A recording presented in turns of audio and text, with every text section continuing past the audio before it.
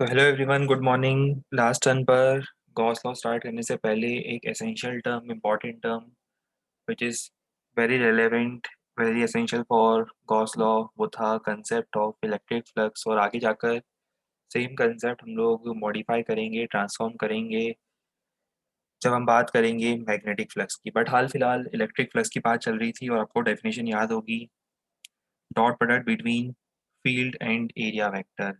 Field और area vector के बीच में डॉट प्रोडक्ट, इसमें हमें कुछ चीज़ें ध्यान रखनी है।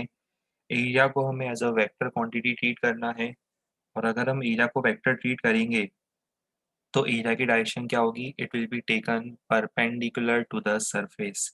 सरफेस के परपेंडिकुलर या सरफेस के नॉर्मल हम लोग एरिया वेक्टर कंसिडर करेंगे। चलिए, इसके बाद दो टाइप के सरफेस हमने पढ़े थे, ओपन सरफेस, क्लोज सरफेस। दोनों में डिफरेंस आपको याद आ रहा होगा। ओपन सरफेस के लिए हम किसी भी एक नॉर्मल को पॉजिटिव ले सकते हैं, बट क्लोज सरफेस की अगर हम बात करें तो क्लोज सरफेस के लिए outward normal is taken as positive. जो आउटवर्ड नॉर्मल होगा उसे हमें पॉजिटिव लेना है। तीन स्पेशल केस सिनारियो जो हम बहुत ज़्यादा फ्रीक्वेंटली क्वेश्चंस में देखेंगे वो होगा 0 डिग्री, 90 डिग्री और 180 डिग्री। तो 0 डिग्री पे फ्लक्स मैक्सिमम, 90 डिग्री पे जीरो और 180 डिग्री पे एग्जैक्ट अपोजिट, मतलब नेगेटिव साइन आ जाएगा। इसके बाद कुछ प्रॉपर्टीज की बात हुई थी। स्केलर क्वांटिटी है बट पॉजिटिव नेगेटिव जीरो हो सकती है, ऐसा यूनिट की बात हुई थी। डायमेंशनल फॉर्मूला आपने फाइंड करा होगा।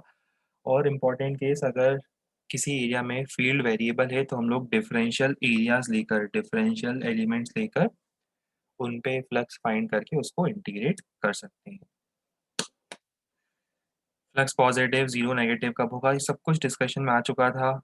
और इसके ऊपर मैंने आपको एक क्वेश्चन भी दिया था और ये हमने सॉल्व भी किया था, ये वाला क्वेश्चन। अब इसके आगे हमें कंटिन्यू करना है। ये क्वेश्चन ट्राई करो।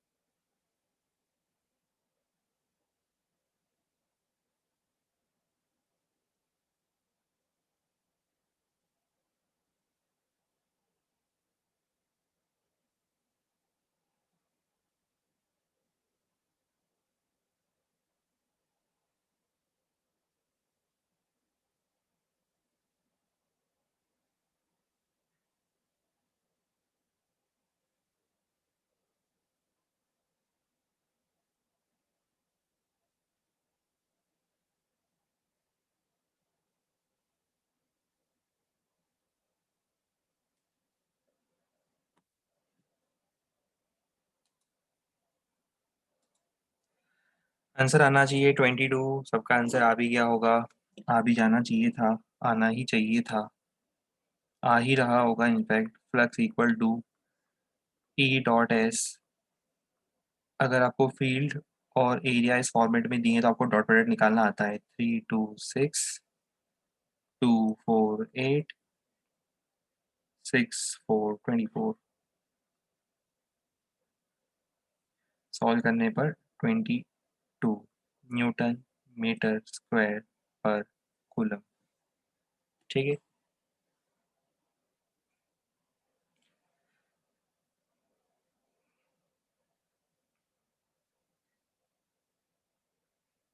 डिस्क का रेडियस गिवन है, फील्ड गिवन है, एंगल वगैरह की जो रिक्वायरमेंट थी वो गिवन है। अब ट्राई करो।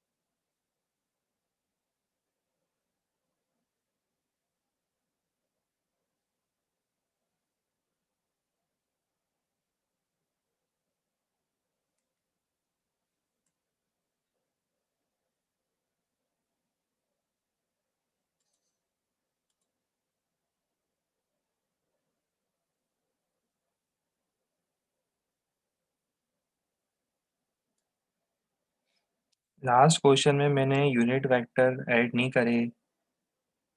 ठीक है। आपके शायद 11th के कंसेप्ट्स बहुत ही ज़्यादा वीक हैं अनफॉर्चुनेटली। ये मुझे बोलने में थोड़ा ख़राब लग रहा है, बट अगर आपको डॉट प्रोडक्ट निकालना नहीं आ रहा है सो आपको 12th में ऑब्वियसली बहुत ज़्यादा प्रॉब्लम आने वाली है, राइट। और ये मैं आप एक्सप्लेन ऑब्वियसली क्लास में नहीं कर सकता कि हमने डॉट प्रोडक्ट कैसे निकाला है। आपको पता होना चाहिए डॉट प्रोडक्ट कैसे निकलता है। ये 11th क्लास के स्टूडेंट को जिसने एक महीने भी 11th में क्लास अटेंड करी होगी उसे डॉट प्रोडक्ट निकालना आता है, राइट। आई कैप का आई कैप के साथ, जे कैप का जे कैप के साथ, के कैप का के कैप के साथ, तीनों का डॉट प्रोडक्ट निकाला जाता है इस तरह से। और उसको फिर डायरेक्टली ऐड किया जाता है, राइट, क्योंकि डॉट प्रोडक्ट के पास मैग्नीट्यूड होता है।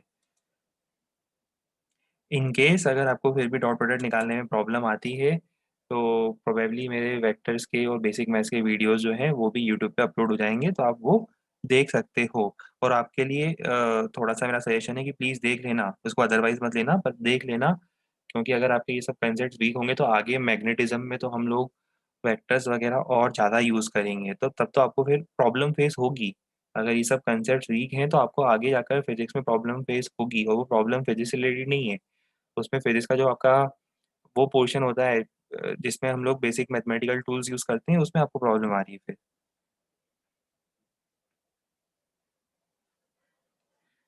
12th क्लास के किसी भी स्टूडेंट को dot product, cross product, vector addition, basic integration, basic differentiation जिसको हम बोलते हैं, जितना भी रिक्वायर्ड है उसमें किसी को प्रॉब्लम नहीं आनी चाहिए, क्योंकि 11th क्लास पूरा ईयर राउंड आप पढ़ चुके हो।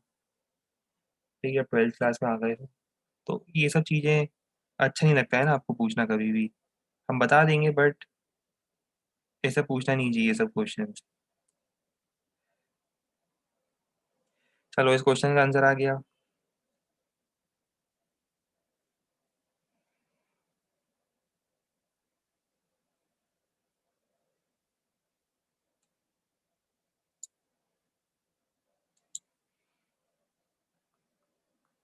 देखो, मैं स्टेप बाय स्टेप करके बता रहा हूँ हर क्वेश्चन, जिसका भी कंसेप्ट थोड़ा सा भी वीक है वो ध्यान दे कंसेप्ट पर, है ना। देखो इसमें हमें क्या करना है, ये थर्ड फॉर्मेट है क्वेश्चन का, इसमें आपको फील्ड और एरिया के बीच में एंगल दिया हुआ है। तो इसमें आप क्या करोगे, फ्लक्स क्या लिखोगे, ई डॉट ए, मतलब ई ए कॉस थीटा। बस आगे आपको पता है ई है 14, एरिया है पाई आर स्क्वायर, कॉस थीटा मतलब कॉस 30 डिग्री। बस आगे आपको पता है क्या करना है, सॉल्व करना है, सॉल्व करने से आपको आंसर मिल जाएगा। मैंने सॉल्व नहीं करा है इस बार, सॉल्व कर सकते हो ना इसको, 22/7 वगैरह लेना चाहो तो ले लो, कोई दिक्कत नहीं है मुझे, इसको आप 22/7 भी ले सकते हो पाई की वैल्यू को।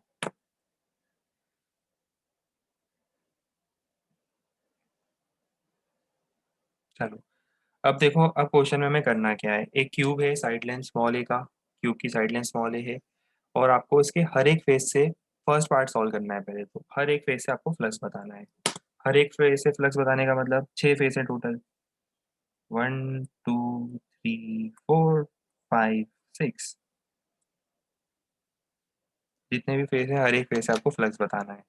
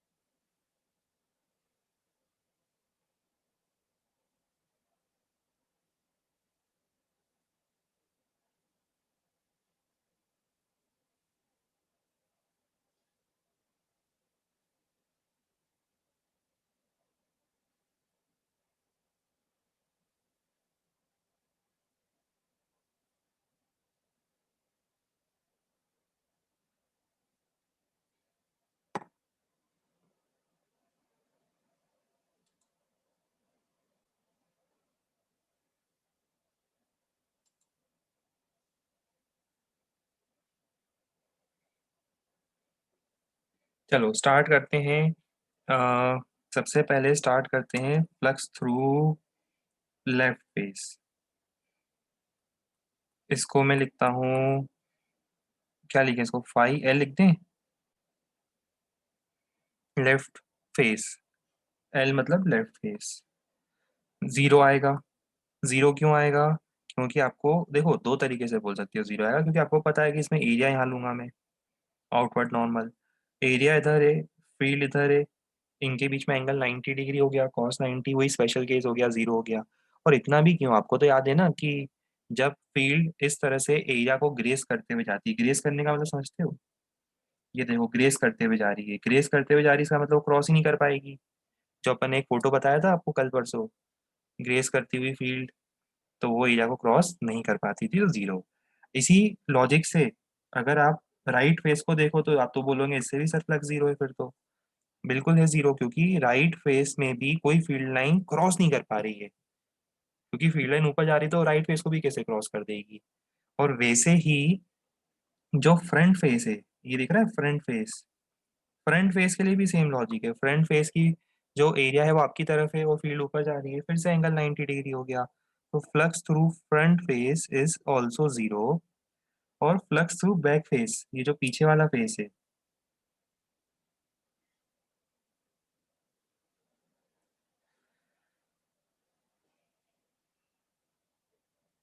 ये भी जीरो हो गया। चार फेस से तो फ्लक्स जीरो हो गया। ठीक है, बचे दो फेस। कौन से दो फेस बचे? एक बॉटम फेस और एक टॉप फेस। अब बॉटम फेस का डिस्कशन कर लेते हैं। बॉटम फेस मतलब हम बात कर रहे हैं इस फेस की।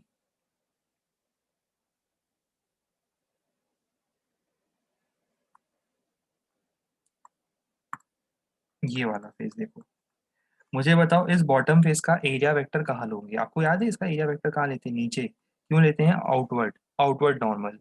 तो इसमें बताओ फ्लक्स थ्रू बॉटम फेस कितना हो जाएगा? माइनस ई ए। ये मैंने आपको देखो स्पेशल केस में बताया था, किसी को अगर कंफ्यूजन हो भी स्टार्टिंग में, देखो ये स्पेशल केस मैंने बताया था, कहाँ गया स्पेशल केस, ऊपर है वो। ये स्पेशल केस में बताया था, देखो माइनस ई ए प्लस ई ए जीरो, ये तीन स्पेशल केस क्योंकि बहुत बार आएंगे इसलिए हम डिस्कस कर रहे हैं इनको। ठीक है, चलो ये हो गया जीरो। जीरो क्या मतलब? माइनस ई ए। और flux through top face, top face से कितना होगा? ये रहा टॉप फेस, ये टॉप फेस है, ये उसका एरिया वेक्टर है, ये उसका फील्ड है, और हम फ्लक्स कैलकुलेट कर रहे हैं, और फ्लक्स आ जाएगा ई इंटू ए। ये हो जाएगा ए इंटू ए, क्योंकि वो दोनों सेम डायरेक्शन में है। अच्छा, अब इसके बाद बी पार्ट की बात करते हैं। फर्स्ट पार्ट तो हो गया भाई, फर्स्ट पार्ट का आंसर तो सबका आना ही चाहिए था, आ ही गया होगा। कोई सवाल ही नहीं उठता कि फर्स्ट पार्ट का आंसर हमारा ना आए, है ना। अब हम बात करते हैं सेकंड पार्ट की। सेकंड पार्ट में नेट फ्लक्स पूछा है, तो देखो नेट फ्लक्स, वैसे कलर अच्छा है ये वाला, लग तो अच्छा रहा है मैं ये लिखने के लिए। Flux, net flux through second face, वो होगा जीरो। सबका एडिशन, सबका एडिशन करेंगे जीरो होगा। अच्छा, यहाँ से मैं आपको एक बहुत इंटरेस्टिंग चीज बताऊंगा जो आगे भी हम लोग थ्योरी में पढ़ेंगे, मैं लिखवा भी दूंगा।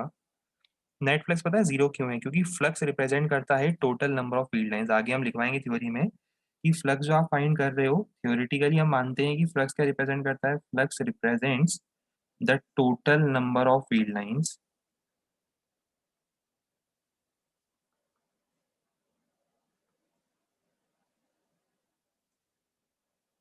Crossing a surface. Crossing a surface या क्रॉसिंग अ रीजन बोल सकते हो। ठीक है, अब देखो इसमें होता क्या है, इसमें साइन कन्वेंशन लिया जाता है, आगे मैं बताऊंगा गॉस लॉ से पहले। जो फील्ड लाइंस एंटर कर रही है उनको नेगेटिव लेंगे, जो फील्ड लाइंस एंटर करती है उनको नेगेटिव लेंगे, और जो एग्जिट कर रही है उनको हम पॉजिटिव लेंगे। जो एंटर कर रही है उनको नेगेटिव लेंगे, जो एग्जिट कर रही है उनको पॉजिटिव लेंगे। अच्छा, इस लॉजिक से मुझे ये बताओ कि नेट में क्या हो रहा है? जितनी फील्ड लाइन एंटर कर रही है उतनी लीव करेगी। भाई इस क्यूब में से जितनी फील्ड लाइन एंटर, क्योंकि यूनिफॉर्म फील्ड है, यूनिफॉर्म फील्ड में आपने क्यूब को रखा है, तो जितनी फील्ड लाइन एंटर करेगी उतनी ही लीव करेगी, और इसीलिए नेट फ्लक्स जीरो आना भी चाहिए था, आ भी रहा है और आएगा भी, इसीलिए नेट फ्लक्स इज जीरो। क्योंकि क्योंकि क्या, क्योंकि ये क्योंकि flux represents the total number of field lines crossing a region. ठीक है, इसके बारे में हम अभी आगे डिस्क्रिप्शन देंगे।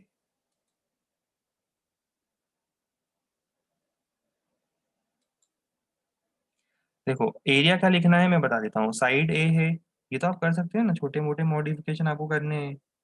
अब हम 12th क्लास में थोड़े बच्चे थोड़े ना हम लोग सब। साइड है ना स्मॉल ए, तो इसको क्या लिखूंगा मैं, ई ए स्क्वायर, ई ए स्क्वायर। ठीक है, छोटे मोटे मॉडिफिकेशन खुद से कर लिया करो, सुबह सुबह मुझे परेशान मत करा करो। करो ट्राई क्वेश्चन अब।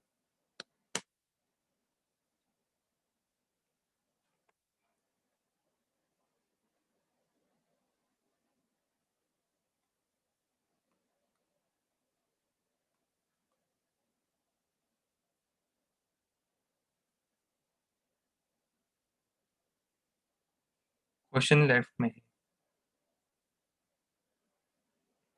राइट में तो उसका सॉल्यूशन दिख जाएगा आपको एकदम से, इसका कुछ करना पड़ेगा।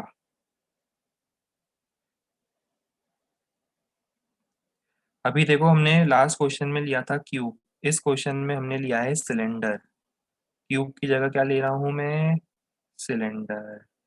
सिलेंडर का लेंथ और रेडियस गिवन है एल और आर, और फील्ड में रखा हुआ है हमने इसको। और आपको क्या फाइंड करना है, हर एक सरफेस है फ्लक्स। तीन सरफेस होंगे सिलेंडर के, बताओ कौन से। लेफ्ट वाला सरफेस कलर करेंगे आज, लेफ्ट वाला सरफेस, राइट वाला सरफेस, और तीसरा कौन सा हो जाएगा, तीसरा हो जाएगा ये कर्व्ड सरफेस। ये तीन सरफेस होंगे, इन तीनों सरफेस से मिलाकर आपको तीनों सरफेस पे पहले इंडिविजुअली फ्लक्स फाइंड करना है।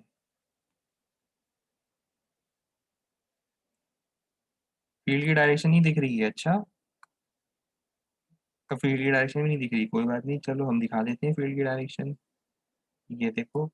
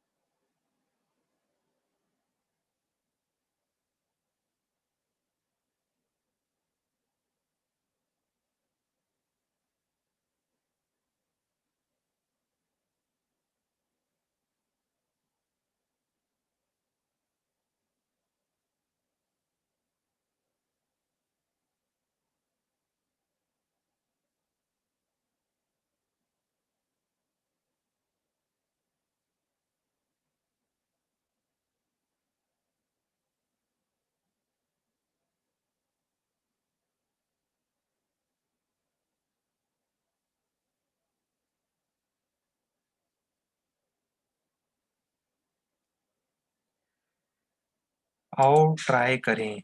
देखो ट्राई कैसे करेंगे, ये भी हम समझ लेते हैं ट्राई कैसे करना है हमें। सबसे पहले एक काम करते हैं, हम बात करते हैं इस वाले सरफेस की। जरा बताओ इस वाले सरफेस के लिए क्या होगा, आपको दिख ही रहा है क्या होगा। फ्लक्स थ्रू सरफेस वन बोल देता हूँ, कलर कोडिंग से हम वर्क करेंगे इस बार। कलर कोडिंग ब्लू वाले का फ्लक्स निकाल रहा हूँ। Flux through surface one directly हो जाएगा E into A, that is E into pi are square. वही field, same direction, area same direction, वही वाली बात हो गई। फिर दूसरा सरफेस होगा रेड वाला। रेड वाले में बताओ क्या होगा, एरिया कौन सा लेना है मुझे, आउटवर्ड नॉर्मल याद है आपको, आउटवर्ड नॉर्मल। फील्ड तो इधर है और एरिया उधर है, एंगल है 180। तो इसका मतलब क्या होगा, डायग्राम फॉलो करते जाओ, क्लियर होती जाएगी story. Flux through surface two हो जाएगा minus E into pi are square. अब बचा थर्ड सरफेस, थर्ड है ये कर्व सरफेस। कर्व सरफेस की खास बात देखो, जहां भी मैं कर्व सरफेस में एरिया लूंगा, वो एरिया हमेशा फील्ड से 90 डिग्री पर दिखेगा मुझे। और अगर ऐसे समझ में नहीं आ रहा है तो ऐसे समझो कि अगर मान लो कि इस तरह की डायग्राम में ये यहाँ से इस तरह से फील्ड जा रही होती, तो आपको दिख रहा है कि फील्ड जो है वो लेफ्ट और राइट सरफेस को ही कट कर रही है। ये जो कर्व सरफेस है, कर्व सरफेस तो वो ग्रेस करते हुए जा रही है। ग्रेस करने का तो समझ में आ रहा है यहाँ पर। जो कर्व सरफेस है, पूरे के पूरे कर्व सरफेस में कहीं भी फील्ड उसको बेचारे कर्व सरफेस को क्रॉस नहीं कर पा रही है, ग्रेस करते हुए जा रही है। क्रॉस नहीं कर पाएगी, सिर्फ ग्रेस करते हुए जाएगी। इसका मतलब क्या? इसका मतलब ये कि ये जो कर्व सरफेस था उससे फ्लक्स हो जाएगा जीरो, 530 हो जाएगा। ठीक है, कर्व सरफेस से फ्लक्स जीरो है। अच्छा, इंटरेस्टिंगली तीनों का सम निकालो। 1 + 2 + 3 वो भी जीरो आ रहा है। क्यों आ रहा है? क्योंकि आपने एक क्लोज्ड स्ट्रक्चर को, ध्यान से सुनना, आपने एक क्लोज्ड स्ट्रक्चर को एक यूनिफॉर्म इलेक्ट्रिक फील्ड में रखा है। तो जब भी हम एक क्लोज्ड स्ट्रक्चर को यूनिफॉर्म इलेक्ट्रिक फील्ड में रखते हैं तो जितनी फील्ड लाइन एंटर करेगी उतनी ही लीव करेगी। और फ्लक्स क्या रिप्रेजेंट करता है? फ्लक्स रिप्रेजेंट करता है total number of field lines crossing a given volume या गिवन सरफेस। और इसमें जो फील्ड लाइंस एंटर करती है उसको हम बाय कन्वेंशन नेगेटिव मानते हैं, जो एग्जिट करती है उसे बाय कन्वेंशन हम पॉजिटिव मानते हैं। देख रहे हो, इसलिए इसका फ्लक्स नेगेटिव आता है। जहाँ एंटर करती है वहाँ फ्लक्स नेगेटिव, जहाँ एग्जिट करती है वहाँ फ्लक्स पॉजिटिव। तो ये स्टोरी थी जो आपको समझ में आ गई है। नेट फ्लक्स जीरो आ रहा है।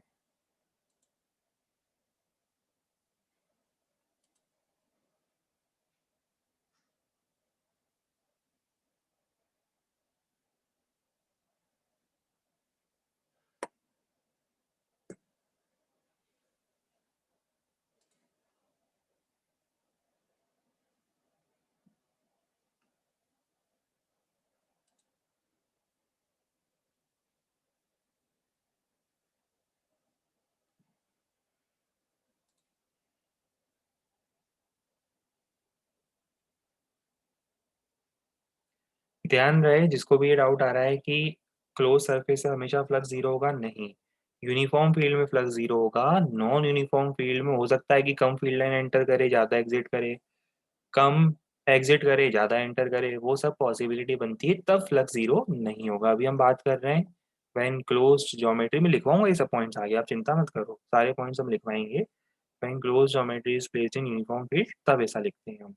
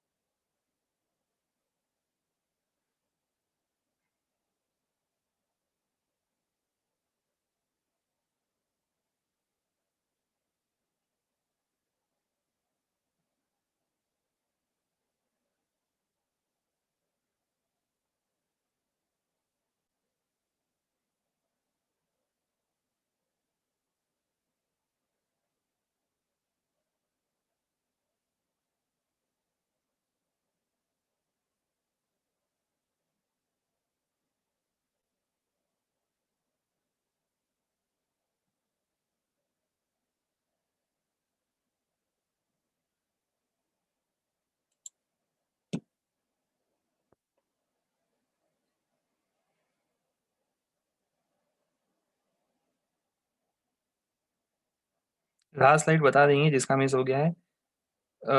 आप लोग स्क्रीनशॉट ले लिया करो जब जब पॉसिबल हो। पहले आप स्क्रीनशॉट लिया करो जिनकी राइटिंग स्पीड स्लो है, और उसके बाद नोट करा करो।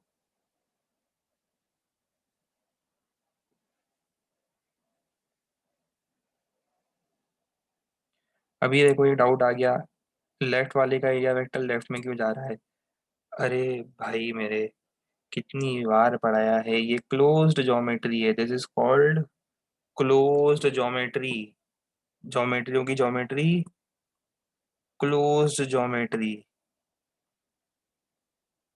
सबसे ज्यादा इम्पोर्टेंट टाइप की ज्योमेट्री, और क्लोज ज्योमेट्री के लिए हम कौन सा नॉर्मल लेते हैं। ये देखो इस सरफेस के दो नॉर्मल थे ना। अरे पूछू, इस सरफेस के दो नॉर्मल थे ना। दो नॉर्मल में से हम कौन सा नॉर्मल लेंगे। दो नॉर्मल में से हम लोग आउटवर्ड नॉर्मल लेंगे। आउटवर्ड नॉर्मल मतलब जो आउटवर्ड जा रहा है।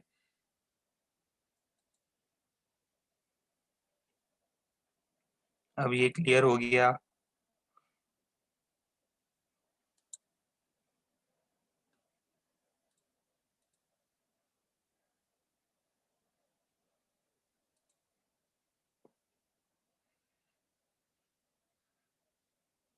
कल से जूम वाले आपके चैट का ऑप्शन डिसेबल कर दे तो हमारा नाम मत लेना। देखो, अब इसमें आंसर आपका वेरी कर सकता है डिपेंडिंग ऑन फैक्ट, क्योंकि ये ओपन एरिया है तो आप किसी भी नॉर्मल को पॉजिटिव ले सकते थे ना। चलो एक काम करते हैं। वैसे सब लोगों ने फॉरवर्ड डायरेक्शन के नॉर्मल को पॉजिटिव लिया होगा, तो मैं भी एक काम करता हूँ, उसी को पॉजिटिव लेता हूँ। है ना। क्योंकि क्वेश्चन में भी कुछ मेंशन नहीं है, दोनों आंसर आ सकते थे। देखो हमने इस वाले नॉर्मल को पॉजिटिव लेने की कोशिश करी है। तो दो तरीके हैं इस क्वेश्चन को सॉल्व करने के। पहला मेथड, एरिया कितना हो जाएगा बताओ। एल स्क्वायर आई कैप। आई कैप समझ में आ रहा है क्यों। ये देखो, एरिया हो जाएगा एल स्क्वायर आई कैप।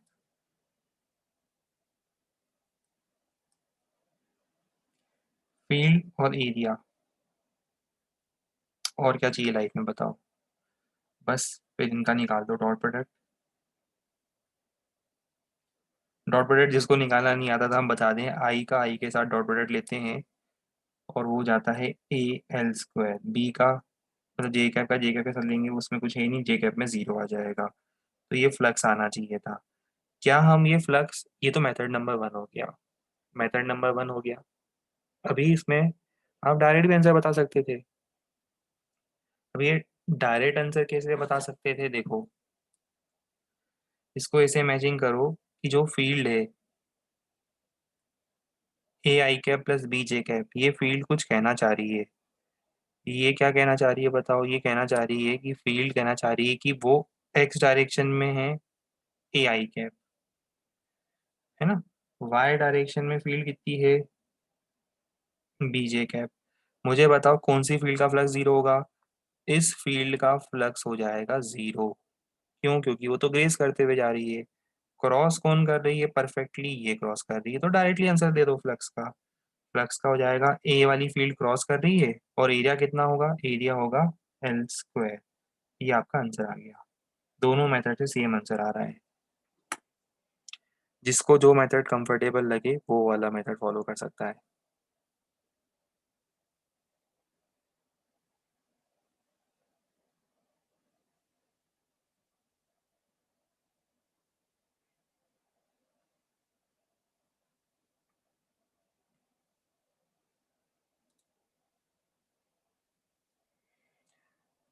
अभी ज्योमेट्री समझ में आ रही है। ये इस तरह से एक ट्रायंगुलर वेज टाइप का शेप है। कितने इसके वो होंगे, क्या बोलते हैं, फेस, काउंट करके बताओ।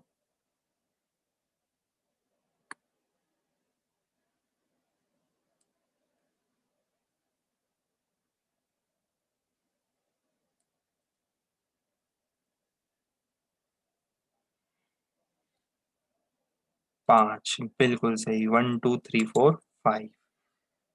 Usual choice of X Y और Z axis, X Y Z. ये साइड दी हुई ना, ए बी और ये थीटा, ये तीन चीजें आपको दी हुई है। ये ए दिया हुआ है, ये बी है, ये थीटा है, और हम फ्लक्स फाइंड करेंगे।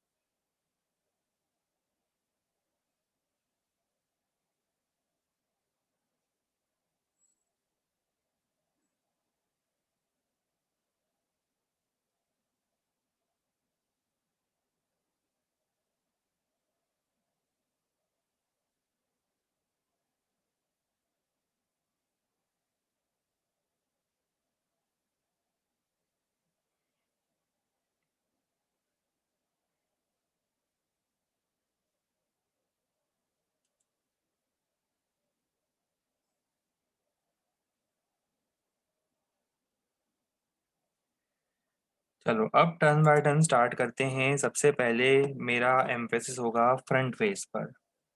फ्रंट फेस ये जो दिख रहा है, फ्रंट फेस पर सबका आंसर बिल्कुल सही आया था। जीरो। जीरो क्यों आया? क्योंकि फ्रंट फेस की जो एरिया है वो आउट ऑफ द प्लेन होगा। आउट ऑफ द प्लेन मतलब स्क्रीन से बाहर आ रहा है और फील्ड जा रही है राइटवर्ड।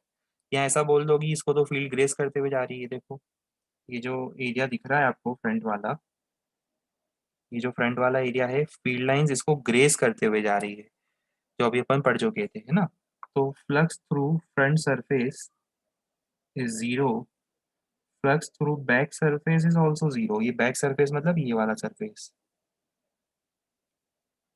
सोचो ना, इसको भी कोई फील्ड लाइन क्रॉस ही नहीं कर पाएगी, ग्रेस करते हुए जाएगी। वैसे ही जो ग्राउंड वाला ये जो बेस है,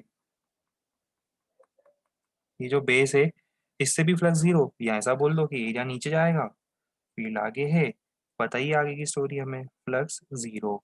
तो इसका मतलब flux through front, flux through back and flux through bottom,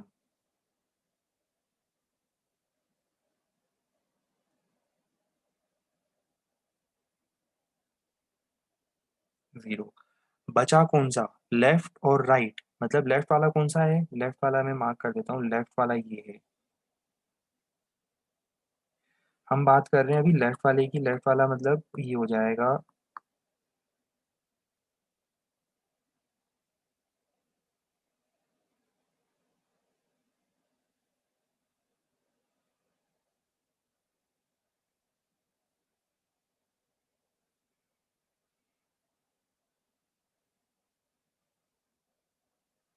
हम इस सरफेस की बात कर रहे हैं, ठीक है। अब मुझे बताओ, ये जो लेफ्ट वाला है, इस लेफ्ट वाले का पहले तो एरिया वेक्टर देखें कहाँ जाएगा। इसका एरिया वेक्टर जो है, इसका एरिया वेक्टर जाएगा पीछे, फील्ड के एग्जैक्ट एंटी पैरेलल। तो ये तो बहुत अच्छी बात हो गई। फ्लक्स थ्रू लेफ्ट फेज अब हमें लिखना आसान हो जाएगा। बस अब इसका एरिया देखो कैसे निकालोगे। ये कितना है? ये है बी। दिख रहा है ये बी है। अच्छा अब ये कितना है? ये लेंथ दी हुई है ए। हाइट तो दी ही नहीं हमें। हाइट को मैं थोड़ी देर के लिए एच मान लेता हूँ। तो क्या करूंगा, ऐसा सी मान लो, ए बी सी अच्छा लगेगा। तो इस ट्रायंगल को देखो, जो आगे फ्रंट ट्रायंगल दिख रहा है, फ्रंट ट्रायंगल में क्या लिखूंगा मैं, फ्रंट ट्रायंगल के लिए जो आगे आपको ये फ्रंट ट्रायंगल दिख रहा है उसके लिए C by A is equal to tan theta. तो C equal to A tan theta. ये थीटा ये वाला एंगल है, ध्यान रहे, है ना। C equal to A tan theta. अब इसके बाद फ्लक्स थ्रू लेफ्ट फेस क्या आएगा, फ्लक्स थ्रू लेफ्ट फेस आएगा minus field into area. Field कितनी है, ई, और एरिया कितना है, B into C. That is A B tan theta. ये आंसर आएगा लेफ्ट फेस का। अच्छा, अब राइट फेस से फ्लक्स निकालने के दो मेथड हैं। राइट फेस से फ्लक्स, अच्छा इसमें कंफ्यूजन तो नहीं, पहले आराम से देख लो, कोई कंफ्यूजन हो तो बता देना। क्लियर, अच्छा बिल्कुल बढ़िया। अब आपको देखो समझ में आ गया कि राइट वाला जो फेस है उसका आंसर सब लोगों ने डायरेक्ट दे दिया। देखो कैसे देंगे डायरेक्ट, हम सॉल्व भी कर सकते थे। राइट फेस की मतलब हम अब बात कर रहे हैं इस फेस की।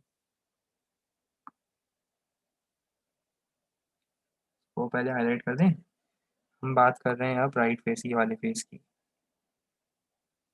ये स्लांट फेस जो है, इसको अब हम चाहते तो सॉल्व भी कर सकते थे ना, इसको सॉल्व करना भी हमारे लिए पॉसिबल था। मैं आपको सॉल्व करने का मेथड बताता हूँ, घर पे ट्राई करना होमवर्क के लिए बाद में। इसको होमवर्क के लिए ट्राई भी करना कैसे करते हैं इसको आप सॉल्व।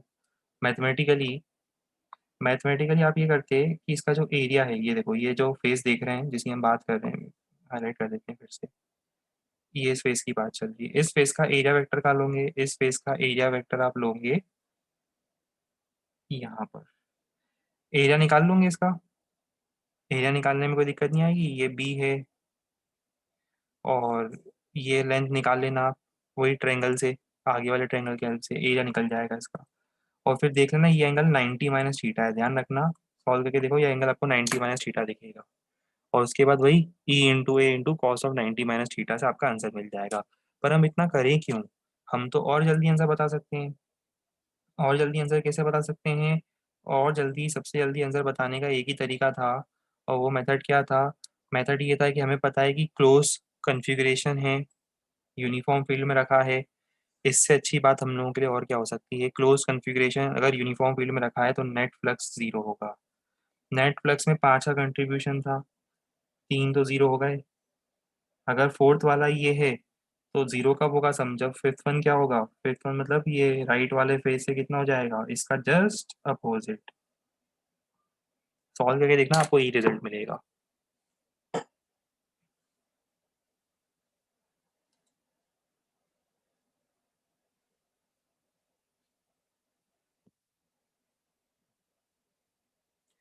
हाँ, अब देखो ये बात अच्छी लगी हमें देखकर कि आप लोगों को कंसेप्ट ये क्लियर हो गया। देखो काफी लोगों ने मुझे ये भी मैसेज किया कि सर इसका ये मतलब वही हुआ ना कि हम बेसिकली क्या कर रहे हैं, प्रोजेक्टेड एरिया ले रहे हैं। मतलब आपको कंसेप्ट क्लियर हो गया प्रोजेक्टेड एरिया वाला। देखो इसका बेसिकली प्रोजेक्टेड एरिया लेना है मुझे फील्ड के डायरेक्शन में। इसका प्रोजेक्टेड एरिया इनडायरेक्टली क्या होगा, इसका प्रोजेक्टेड एरिया ये होगा ना। ये देखो ये इसका प्रोजेक्टेड एरिया हो जाएगा। प्रोजेक्टेड एरिया समझ में आता है, फील्ड के डायरेक्शन में प्रोजेक्टेड एरिया, वही स्टोरी चल रही है एग्जैक्टली।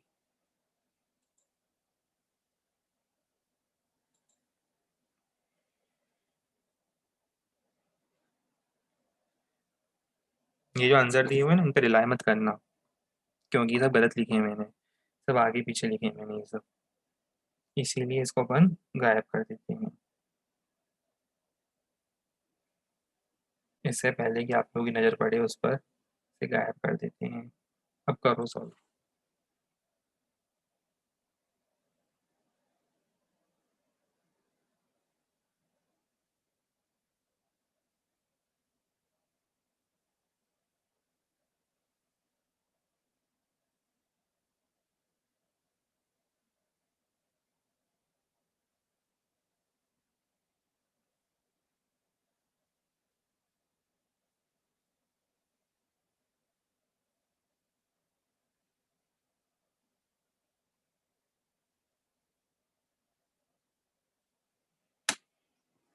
देखो एरिया तो वही दिया हुआ है, मैंने हर पार्ट में फील्ड चेंज कर दी है।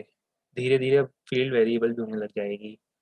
एरिया वही है, फील्ड हर क्वेश्चन में अलग अलग है। आपको इस सेम एरिया से फ्लक्स फाइंड करना है।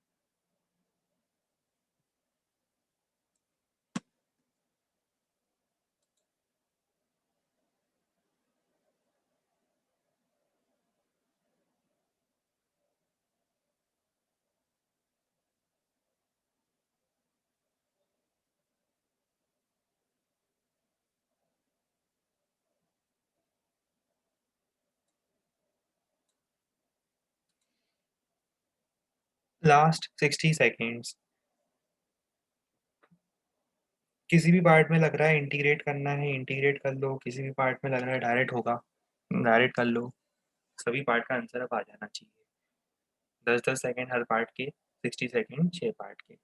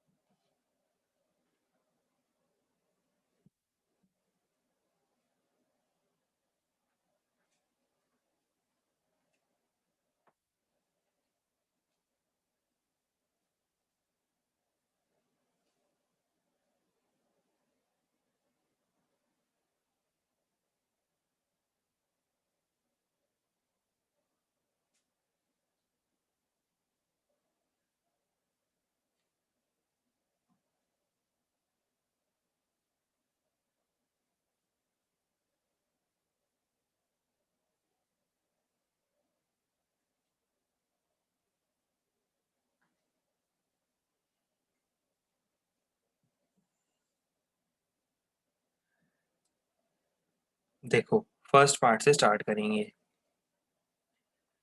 फर्स्ट पार्ट में फील्ड है -2 i कैप। -2 i कैप मतलब फील्ड जा रही है इधर, एरिया को ग्रेस करते हुए जाएगी। एरिया है आउटवर्ड आपकी तरफ, 0 आ गया। सेकेंड केस में फील्ड वेरिएबल है 3x i कैप, पर है तो आई कैप ना। आई कैप का मतलब फील्ड कैसी भी हो, मैग्नीट्यूड कैसा भी हो, है तो फील्ड आई कैप में। अब अगर फील्ड है ही आई कैप में तो फिर से इस एरिया को ग्रेस करते हुए जाएगी। समझ में आता है? ठीक है, तो उसका मतलब सेकेंड में भी फ्लक्स 0 हो गया।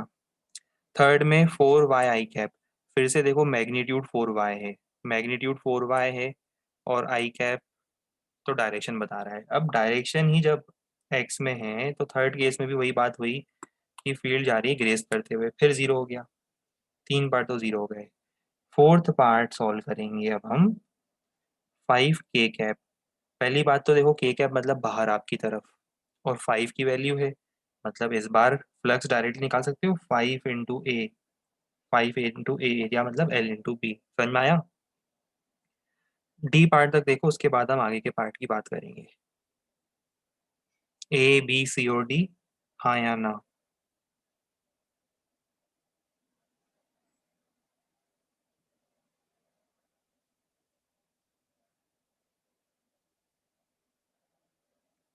चलो ऑल करेक्ट, बढ़िया, गुड। ठीक है।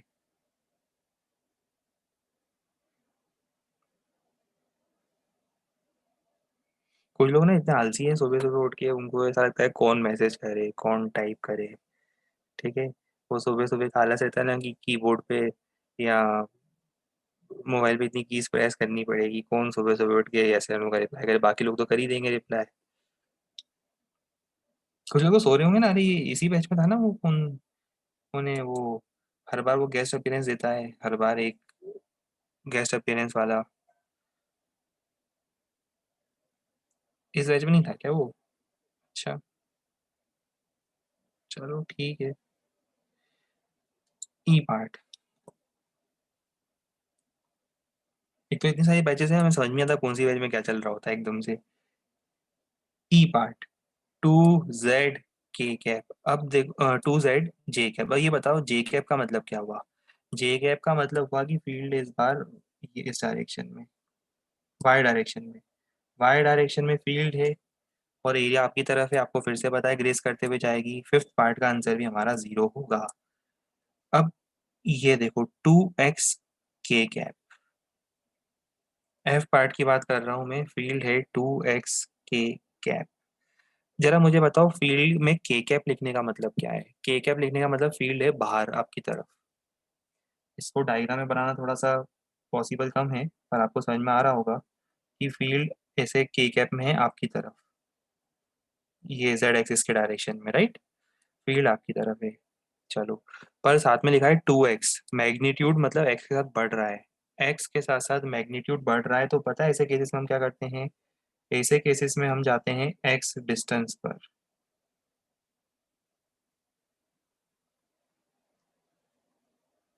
और बढ़िया सा एक डिफरेंशियल एलिमेंट लेते हैं।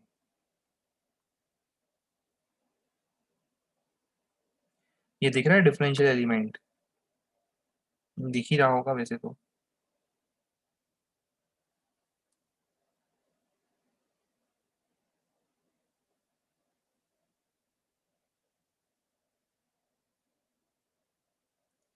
ये देखो, हम इस डिफरेंशियल एलिमेंट की बात कर रहे हैं, ठीक है, एक्स पर डी एक्स।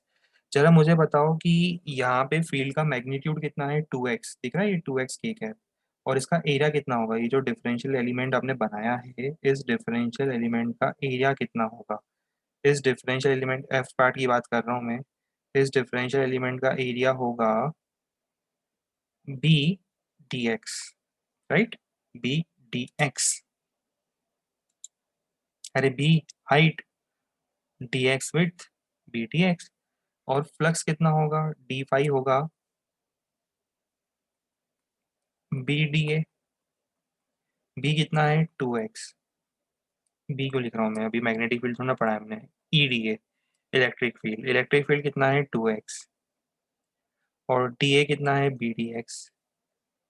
ये अकेला फ्लक्स नहीं है, ऐसे बहुत सारे एरिया बनेंगे, समझ में आता है? ऐसे बहुत सारे पैचेस बनेंगे। एक एरिया यहाँ पे बनेगा, ये इस तरह से। फिर इसके पास एक और एरिया बनेगा। फिर उस एरिया के पास एक और डिफरेंशियल एरिया बनेगा। ऐसे करते करते बहुत सारे डिफरेंशियल एलिमेंट्स बनते जाएंगे। तो हमें तो निकालना है नेट फ्लक्स। तो नेट फ्लक्स कैसे निकालेंगे? नेट फ्लक्स हो जाएगा इन सभी का integration, that is integration of two X B D X. Limit is from X equal to zero से X equal to L. Limit समझ में आई? Zero to L. ये देखो, बस, आगे तो आपको पता ही है।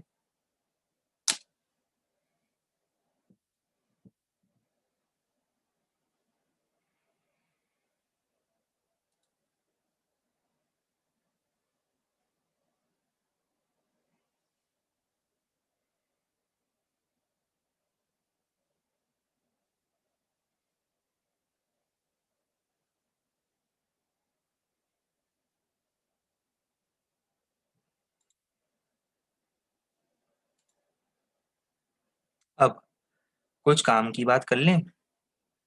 देखो, काम की बात अब ये है कि सबसे पहला पॉइंट पढ़ो। तब तो हम कलर सेलेक्ट करते हैं, पहला पॉइंट पढ़ो। नेट फ्लक्स, अरे वाह, मैजिक।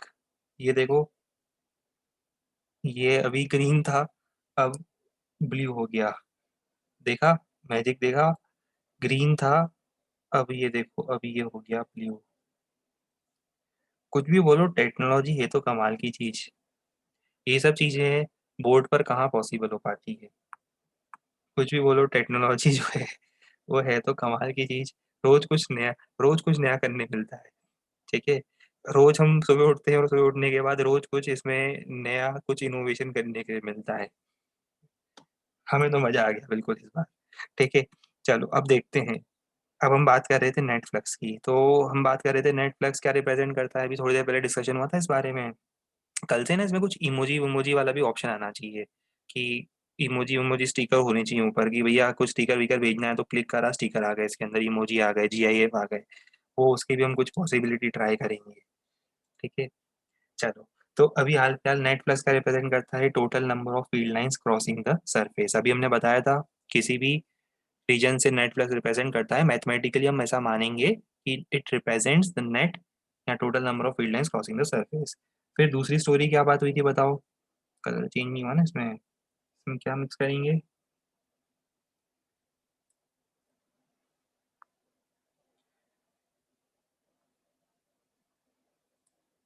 इसको ऐसे ही रहने देते हैं। Field lines entering the surface are taken as negative and field lines coming out of the surface are taken as positive। बताया था अभी मैंने। फील्ड लाइंस जो एंटर करेगी उन्हें हम क्या लेंगे, बाय डिफॉल्ट नेगेटिव फ्लक्स मानेंगे, और जो एग्जिट करेगी उसका हम पॉजिटिव फ्लक्स मानेंगे। थर्ड लास्ट पॉइंट, थर्ड और लास्ट पॉइंट होगा, ये देखो फिर से हुआ तो सही मैजिक। अभी देखो फिर से मैजिक क्या हुआ। Net flux through a close 3D surface क्या रिप्रेजेंट करता है, टोटल फ्लक्स या टोटल फील्ड लाइंस। और हमें पता है कि क्लोज सरफेस को यूनिफॉर्म फील्ड में रखेंगे तो जितनी फील्ड लाइंस आ रही है उतनी फील्ड लाइंस जा रही है। अभी अपन ने बहुत सारे क्वेश्चन में देखा था। तो net flux through a close 3D surface placed in a region having uniform electric field, ये वर्ड बहुत जरूरी है, ध्यान रखना। बात चली यूनिफॉर्म इलेक्ट्रिक फील्ड की रही है अभी तक। तो उस यूनिफॉर्म इलेक्ट्रिक फील्ड में फ्लक्स जीरो आएगा।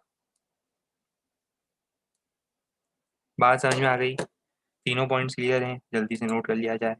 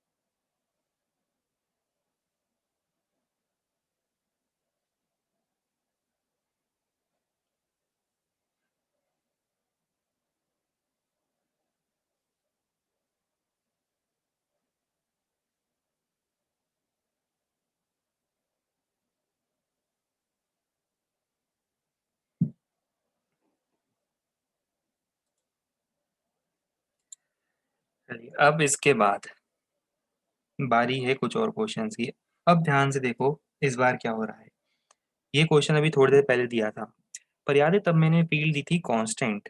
तब फील्ड थी कांस्टेंट, और आज क्वेश्चन में कैरम कौन खेल रहा है भाई ये किसके घर में ये कैरम बोर्ड सजा हुआ पड़ा है भाई, ये देवेश तिवारी। हम्म, बढ़िया है। मतलब समझ रहा हूँ कि आप लोगों की लॉकडाउन में लाइफ कितनी बढ़िया चल रही है ना। हम यहाँ सोचते हैं कि आप लोग दिन भर बैठे बैठे पढ़ाई करते होंगे। अब हमें समझ में आया कि क्लास खत्म होने के बाद कॉलोनी के दोस्तों को बुलाते हो और उनके साथ कैरम वैरम, चेस, पत्ते, ये सब खेलने लग जाते हो।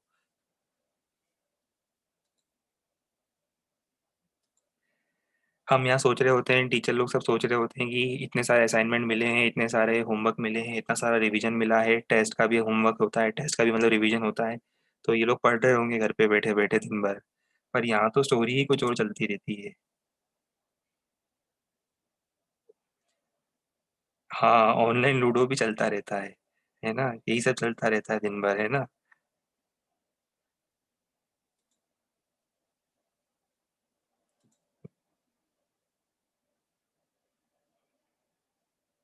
पत्ते, जुआ, लूडो, सब कुछ चल रहा है ना मतलब।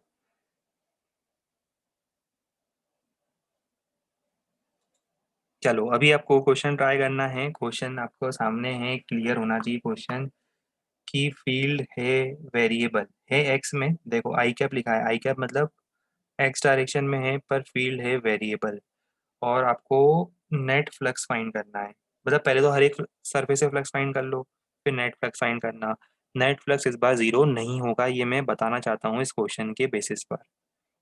जब सॉल्व करेंगे आपको समझ में आएगा, नेट फ्लक्स जीरो नहीं आएगा इस बार।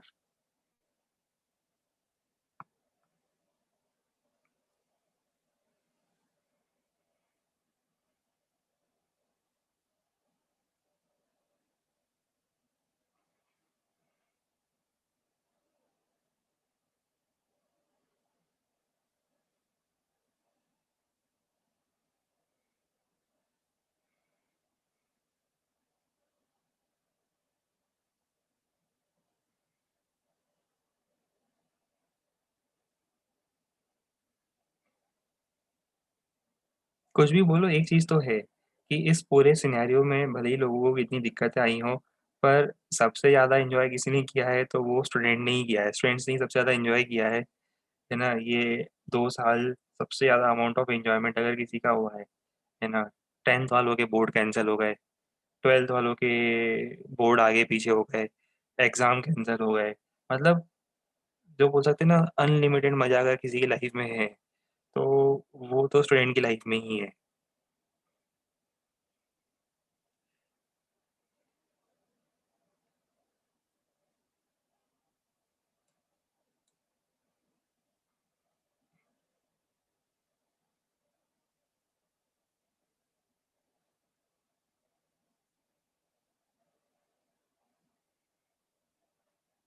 और आज तो हमने सुना है कि वो सलमान खान की मूवी भी रिलीज होने वाली है। भाई सलमान खान ने आपके लिए तो मूवी रिलीज करी है, आप नहीं देखोगे तो कौन देखेगा। वो हीरोइन भी कौन है उसमें, बढ़िया हीरोइन है ना, कौन सी है, क्या नाम है हीरोइन का। हाँ देखो कितना नॉलेज है, देखा। एकदम से देखो सबका आंसर आता है। ऐसे क्वेश्चन पूछो एकदम से आंसर आता है। और अभी फिजिक्स का डाउट पूछोगे तो डॉट प्रोडक्ट निकालने में भी पसीने छूट जाते हैं ना, डॉट प्रोडक्ट में सर ऐड क्यों कर दिया आपने सब टर्म्स को। और यहाँ देखो पूछा एकदम से बता दिया, हाँ सर हीरोइन तो वो है।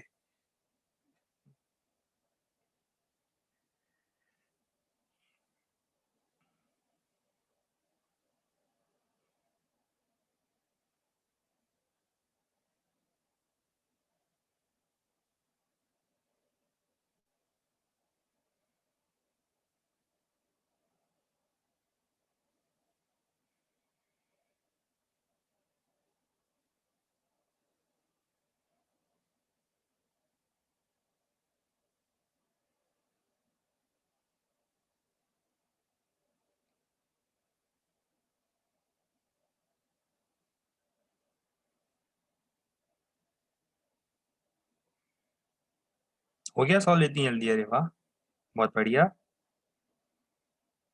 अरे नेट जीरो नहीं आएगा, नेट जीरो नहीं आएगा। देखो ये नॉन यूनिफॉर्म फील्ड है, मैं आपको इतनी देर से वही स्टोरी तो बता रहा हूँ, देखो पढ़ो क्या लिखा है।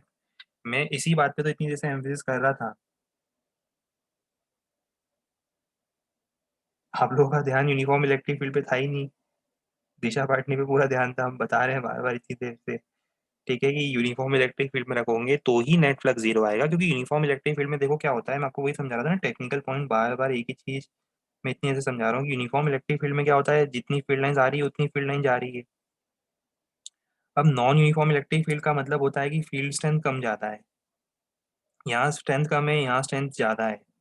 नॉन यूनिफॉर्म फील्ड मतलब यहाँ स्ट्रेंथ ज्यादा है, इसका मतलब सेकेंड साइड जो है वो फ्लक्स क्या हो जाएगा, ऑटोमेटिकली ज्यादा हो जाएगा। और यहाँ एंटर कम कर रहा है तो इसमें नेट फ्लक्स जीरो नहीं होगा। अगर क्लोज ज्योमेट्री भी है, नॉन यूनिफॉर्म फील्ड में भी रखा है तो भी नेट फ्लक्स जीरो नहीं होगा।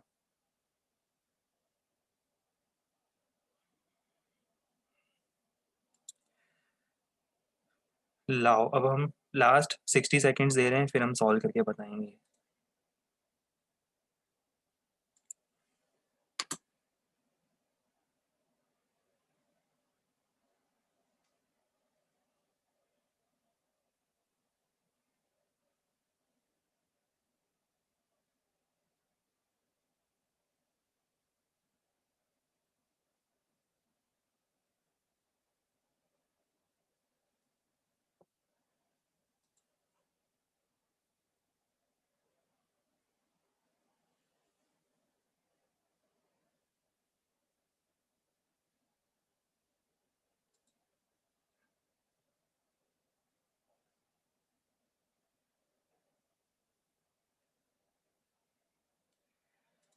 चलो अब ट्राई करते हैं। देखो, पहली बात तो, जब आपको फील्ड लिखी जाए, फील्ड स्ट्रेस लिखी जाए 3x i कैप, किसी को भी कंफ्यूजन हो तो समझ जाना, ये जो होता है ना 3x, ये वैल्यू है, मतलब बेसिकली ये वैल्यू है और ये डायरेक्शन है। तो डायरेक्शन तो देखो क्लियर है, आई कैप में है। डायरेक्शन तो क्लियर है कि फील्ड कैसी भी हो, है तो आई कैप में। अब अगर फील्ड आई कैप में है तो सबसे पहले आपके 4 पार्ट के आंसर तो ऐसे ही आ गए। 4 पार्ट के आंसर कौन से आ गए बताओ? फील्ड अगर एक्स की तरफ है तो टॉप फेस उड़ गया, बॉटम फेस उड़ गया, फ्रंट फेस, इसको भी जाने दो हाथ से, ये भी उड़ गया। बैक फेस, वो जो पीछे दिख रहा है आपको, उसमें भी फ्लक्स जीरो हो गया, वो चारों फेस उड़ गए। समझ में आ रहा है? 4 फेस से फ्लक्स तो जीरो हो गया। कौन से 4 फेस? फ्लक्स थ्रू में लिख देता हूँ। Flux through top, flux through bottom, flux through front, flux through back face. ये बॉटम है और ये बैक है, ठीक है। इन सबसे फ्लक्स कितना होगा?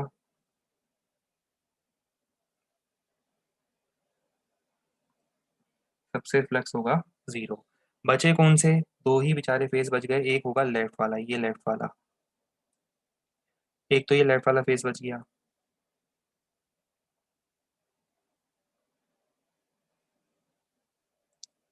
अभी ये जो लेफ्ट वाला फेस है ना, इसमें देखो क्या हो रहा है कि फील्ड भले ही एक्स में है, बस प्रॉब्लम पता है क्या है? देखो लिखा है 3x i cap. 3x i cap में लिख रहा हूँ, मुझे बताओ इस पूरे लेफ्ट फेस के लिए, जो लेफ्ट फेस बना है, इस लेफ्ट फेस के लिए हर एक पॉइंट का एक्स कोऑर्डिनेट कितना है? ये वाई जेड प्लेन है, ये दिख रहा है आपको? वाई जेड प्लेन है, इसका हर एक पॉइंट पर एक्स कोऑर्डिनेट कितना है? जीरो है। अगर एक्स कोऑर्डिनेट ही जीरो, इसका मतलब हर एक पॉइंट पर फील्ड जीरो है यहाँ पर। इस रीजन में हर एक पॉइंट पर फील्ड है जीरो, और अगर फील्ड ही जीरो है तो फ्लक्स भी जीरो हो जाएगा। इसका मतलब फ्लक्स थ्रू लेफ्ट फेस, वो भी देखो जीरो आ गया। बचा एक फेस, राइट फेस। अब हम बात करेंगे इस राइट फेस की।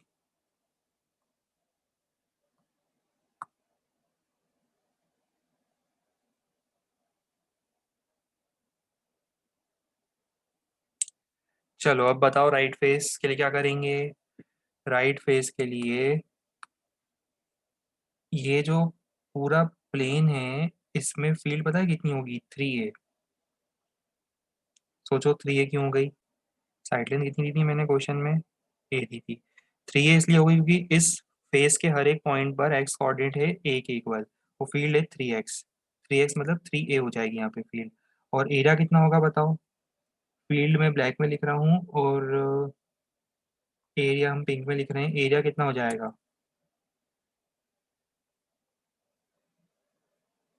a² तो बताओ फ्लक्स कितना हो जाएगा?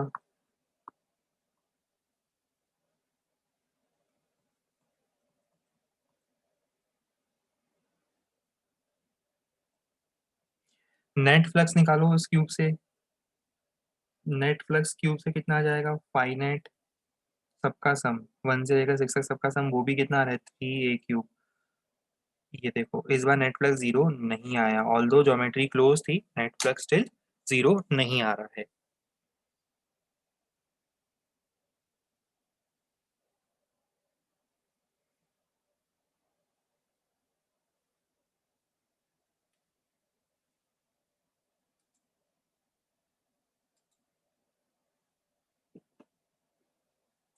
स्क्रीनशॉट ले लेना, कोई लिख नहीं पाया हो तो बाद में आराम से बैठे बैठे लिख लेना।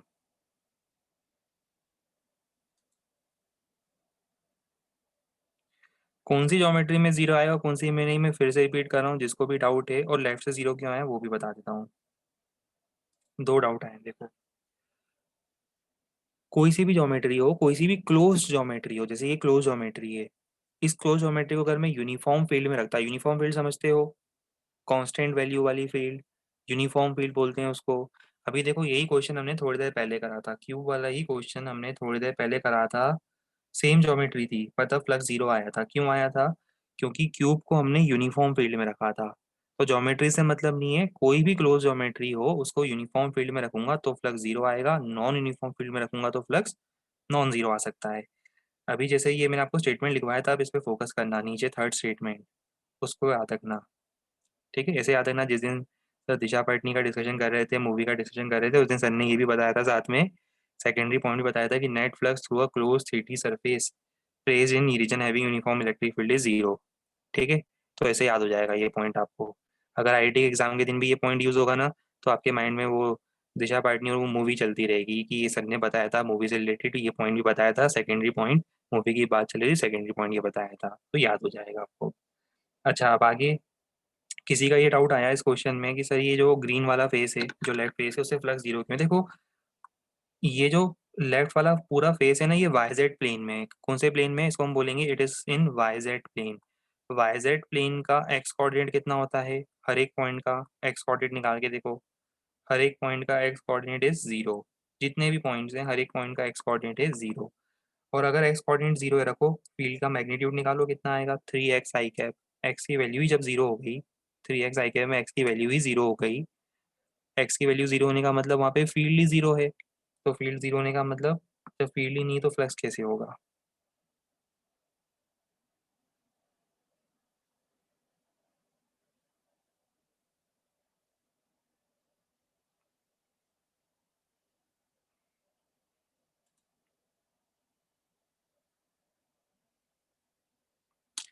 देखो क्वेश्चन का मैं आपको मीनिंग समझा दूं क्या है। ये हेमिस्फेरिकल ओपन सरफेस है, एक तरह से बाउल मान लो, जिसमें आप मैगी खाते हो ना, क्लास खत्म होने के बाद जब आप ब्रेकफास्ट करते हो, तो जिस बॉल में आप मैगी खाते हो, ये वाला हेमिस्फेरिकल बाउल है। वो कैसा होता है? ओपन होता है। ओपन मतलब ये दिख रहा है, ये वाला पार्ट ओपन होगा, ये वाला पार्ट ओपन होता है ना। इसको हमने इस तरह से एक यूनिफॉर्म फील्ड में रखा है, तो आपको फाइंड करना है इस कर्व्ड सरफेस से, कर्व्ड सरफेस समझ में आता है, ये कर्व्ड सरफेस से फ्लक्स कितना पास करेगा।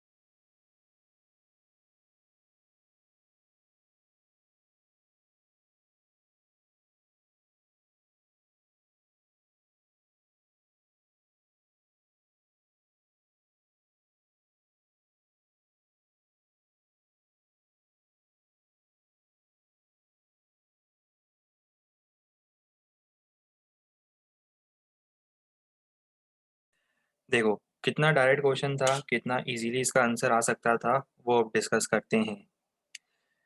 हमें इस क्वेश्चन में करना क्या चाहिए था? देखो, ये तो है तो ओपन सरफेस, हम एक काम करें, हम यहाँ पर एक डिस्क ला के रख देते हैं, सपोज आपने क्या करा, आपने मैगी बनाई और उसके ऊपर आपने कवर लगा के रख दिया। ये से आपने एक प्लेट थी, सर्कुलर प्लेट, वो लगा के आपने मैगी को कवर कर दिया कि मैगी ठंडी नहीं हो जाए, कवर कर दिया। अब बताओ ये दोनों मिलकर क्या बना रहे हैं? क्लोज ज्योमेट्री बना रहे हैं। क्लोज ज्योमेट्री समझ में आ रहा है? अब ये हेमिस्फीयर क्लोज हो गया। क्लोज हेमिस्फीयर के लिए यूनिफॉर्म फील्ड है। क्लोज हेमिस्फीयर के लिए यूनिफॉर्म फील्ड में नेट फ्लक्स कितना होगा? हमने पढ़ा है, कोई भी क्लोज ज्योमेट्री हो, यूनिफॉर्म फील्ड में हो तो नेट फ्लक्स जीरो होगा। अब ये जो नेट फ्लक्स लिखा है हमने, इसको हाँ, ये जो नेट फ्लक्स लिखा है उसको ब्लैक कलर में कर देते हैं इसको। ठीक है, नेट फ्लक्स जीरो हो गया। अब नेट फ्लक्स में बताओ किस किस का कंट्रीब्यूशन है? नेट फ्लक्स में एक तो ये डिस्क का कंट्रीब्यूशन है, और दूसरा ये क्लोज्ड ज्योमेट्री का कंट्रीब्यूशन है। नेट फ्लक्स हो गया जीरो। अच्छा, मुझे बता सकते हो ये जो डिस्क रखी है, डिस्क का फ्लक्स कितना होगा? डिस्क का एरिया इधर लूंगा मैं।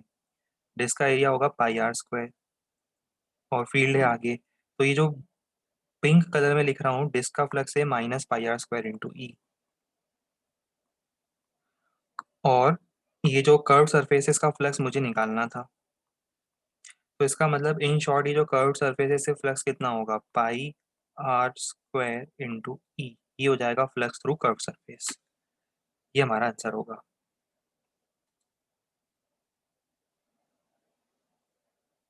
और काफी लोगों को जिनको प्रोजेक्शन का कंसेप्ट समझ में आ गया, वो समझ गए होंगे ये इसका प्रोजेक्टेड एरिया होता है। फील्ड के डायरेक्शन में अगर आप हेमिस्फीयर को प्रोजेक्ट करोगे तो आपको एक डिस्क मिलेगी। ठीक है, शैडो, डिस्क, प्रोजेक्शन।